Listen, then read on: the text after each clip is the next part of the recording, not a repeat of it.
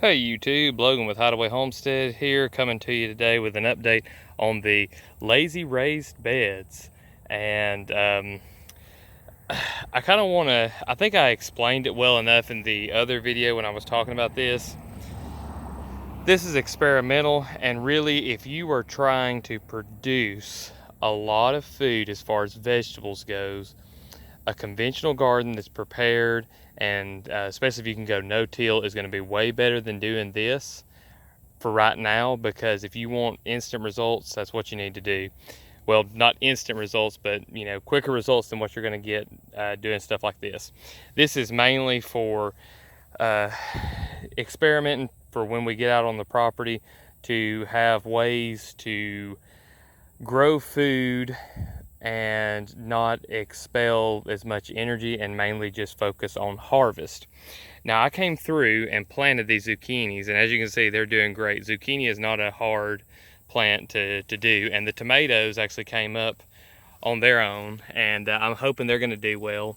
But if you think about it, if this works out good, and every fodder tree that I plant, which are for my rabbits, like a willow, if I come in and I plant stuff like this, annuals, every spring, if I fertilize and then I plant stuff like this, I mean, this is keeping the grass down pretty good. I was having to come in here and clear out the grass because it was growing so well with all the manure that was put down from the rabbits. But now the zucchini's starting to shade it out. Hadn't been that long, and here soon we're gonna have some really good zucchinis. Got a mushroom growing under there too. Won't be eating those. I'm not a mycologist, so I stay away from eating mushrooms unless I buy them at the store, or I've inoculated logs that I know what they're gonna be. So got little zucchinis on this one here too. And if you think about it, this was not a whole lot of work. This was dumping rabbit manure, which would normally be considered a waste. But that's the thing about waste. It's an unused resource. So we use the resource so it's not waste. Put it down around this tree. I fertilized the tree. The tree's doing magnificent for it. And I came in here and I took maybe 5 minutes to plant some seeds. So this is an alternative to be able to get some vegetables. Maybe you're not going to get as high of production, but you think about it, if I save some of the seeds from these zucchinis, and it don't take a whole lot of seed of zucchini to have a bunch of zucchini the next year.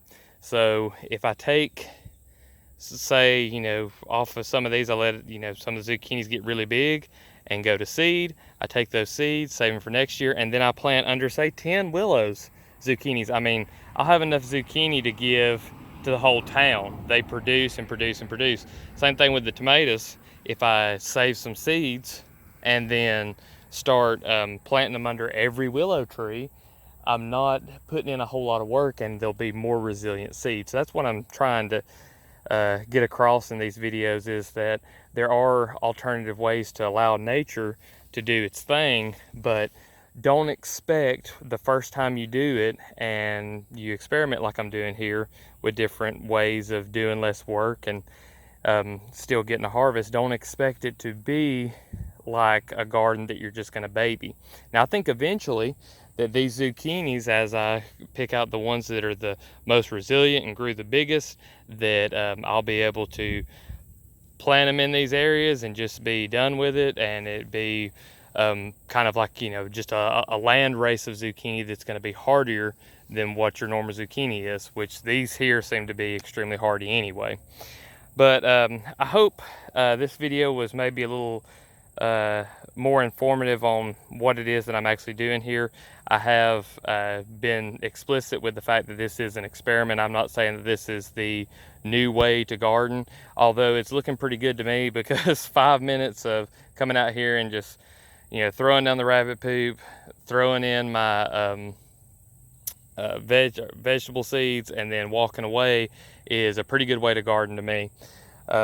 So hope it was helpful. If you want to follow the channel for more and see more things like this, just anything pertaining to homesteading and permaculture, subscribe to the channel. I drop a video every day. If you got any questions, leave them down in the comments. I may have already asked to like the video, but if you haven't done so and you enjoyed it, please leave a like. and we'll see y'all in the next one. Thanks for watching.